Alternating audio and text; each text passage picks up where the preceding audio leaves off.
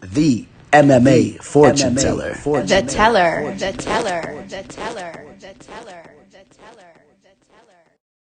What is up, you guys? Popping in to give you a quick recap of Dana White's Contender Series 2020 Week 3. Took place last night, and in my opinion, it may have been the best episode we've had since the series has started. If it wasn't the best episode we've had, it was certainly up there with the best of them. Just an amazing fight card from top to bottom.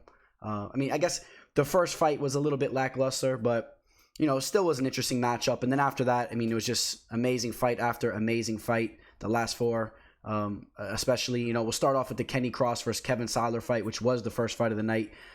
Kenny Cross, unfortunately for him, the dude was cutting weight 2 times within the last 2 weeks. You could see it definitely had an impact on his cardio in there. But he was definitely the bigger, stronger guy, and he was able to hold and control Kevin Seiler down on the mat, which was a little bit disappointing because I actually had high hopes for Kevin Seiler, a guy that was 10-0. I feel like he does have a lot of skills, but bumping up to the lightweight division, in my opinion, is probably not the best decision for him. I think that he needs to, maybe just lean up and stay down at the featherweight division because, in my opinion, he was the more skilled fighter inside the octagon last night. But even being the more skilled fighter, it wasn't enough because Kenny Cross was just so much bigger and stronger and was able to control him. And that could be something that we see, more down the line, if he chooses to stay in the division, at least, at the high level of the sport, in the UFC and whatnot. So I probably would like to see him bump down to featherweight, but what do I know?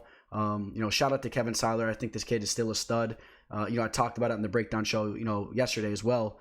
I met his brother Bentley Seiler, really cool dude. I met him back in the day, and I wish nothing but the best for those guys. And hopefully Kenny Cross will continue to prove himself. He'll get another, maybe he'll get another chance in the Dana White's Contender Series show because he did not get the contract last night. Then we move over to the next fight, Josh Parisian versus Chad Johnson. Fireworks, complete fireworks. Chad Johnson landed some big shots on Josh. As well, even though Josh was just whipping those leg kicks and throwing some bombs himself. As you guys saw, Josh Parisian was just the way bigger fighter. He was a guy that was basically weighing in at the heavyweight limit, where you have his opponent Chad Johnson, who was actually pretty lean in there for the heavyweight division, looking pretty fit. But you could just see that the size of Josh was too much when they were just clashing shins. You saw that Josh was the guy that was wearing on Chad and eventually broke him and finished it with some nasty ground and pound. He got the contract, and shout out to Josh Parisian.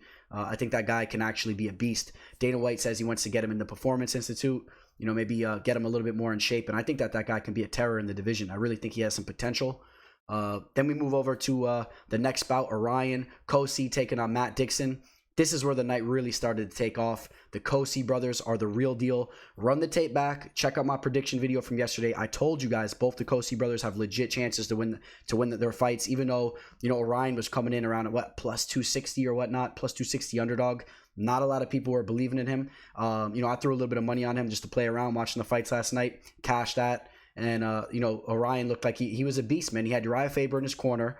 The guy can eat a shot like no other. He's a Terminator. He was eating shots. He kept moving forward. He was super durable. And eventually, he started to break Matt Dixon down. Orion had the better cardio in there. I think he was a tougher dude, man, that was more well-conditioned. And I expect big things from him, getting the contract. He did get the contract. And if you guys, like I said, if you didn't catch these fights, this fight in particular, you have to watch. He ate some big shots from Matt Dixon early in the fight. Was just relentless, never gave up, and eventually he got the finish in the third round by way of crucifix, just dropping hammer fist, or however you want to say that, side fist from the crucifix position. And shout out to his opponent too, Matt Dixon. That guy has a lot of potential, a very athletic guy that looked good in the first round, but maybe he needs to cut down on some of his muscle mass and whatnot, work on his conditioning. And I still expect big things from Matt Dixon. I expect him to be in the UFC down the line. So shout out to both those guys. Then we go to the co-main event fight. We had Cheyenne Bays, or maybe we pronounced that Bays. I think Paul Felder was pronouncing it Bays last night. That's a name that we're going to want to know how to pronounce here soon because she looked amazing. She took on Hilary Rose, who actually looked very good herself last night. Was very impressed from both of these women fighters last night. Cheyenne, though, more so. She obviously got the contract. And again, if you didn't see this fight, you have to go tune in and watch this fight. This girl is ferocious. Very high level striking. The takedown defense, the submission defense was on point. Was in trouble early in the fight. Almost was in an armbar situation. Pulled herself out of it. Very strong. She has a nasty attitude. She's ferocious. And this is a girl that we could be seeing down the line really tearing it up in the UFC, man, in the strawweight division. Cheyenne, at one point in time, she knocked Hilary down. She was like, get the F up. The only thing I didn't like about that is that she apologized after she said it. I don't know what Mark Goddard's doing, trying to tell her, hey, cut that out or whatnot. I don't know exactly what his jurisdiction is inside the octagon in regards to them talking, but I'm not a fan of that. If the fighters want to talk crap, let them talk crap. They're in a fist fight, like Paul Felder said. They're in a fist fight. They can say whatever the hell they want to each other.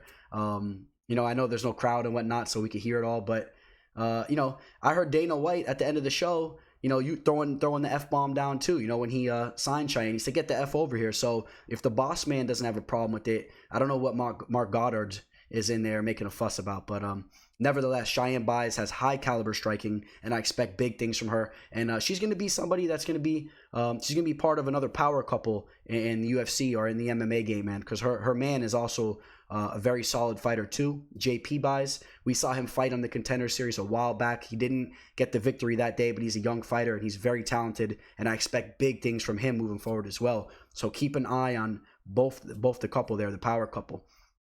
Now we go to the main event. If you guys weren't throwing money on Luis after you saw his brother already throw down and win as a plus 265 underdog, I don't know what you guys were thinking. Luis was around a plus 150. Victor Reina, a tough dude, never been finished up until last night. But Luis, he was the way to go, man. This guy, obviously, he has a lot of promise in the game. People were somewhat high on him, but at the same time, people were high on Victor Reina. Victor Reina was coming in as the favorite, and that was understandably because the dude's a stud as well. But Luis went in there and got the early finish, and he straight up looked like a Terminator in there. Run the tape back, watch it. This guy looked like a Terminator. It looked like you could have smacked him right in the jaw with a steel baseball bat, and he was going to eat it and then just continue to walk forward and just throw haymakers and try to take your head off. So he got the contract as well.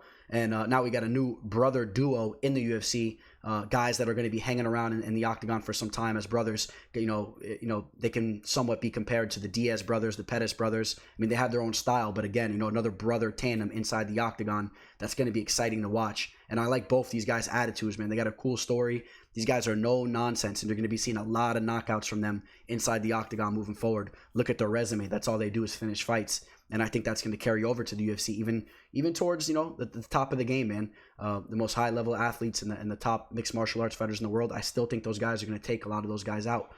Stay tuned and let's see how their careers progress. So that pretty much sums up the show. And again, if you guys didn't see the show, I highly recommend that you guys get over there and check it out.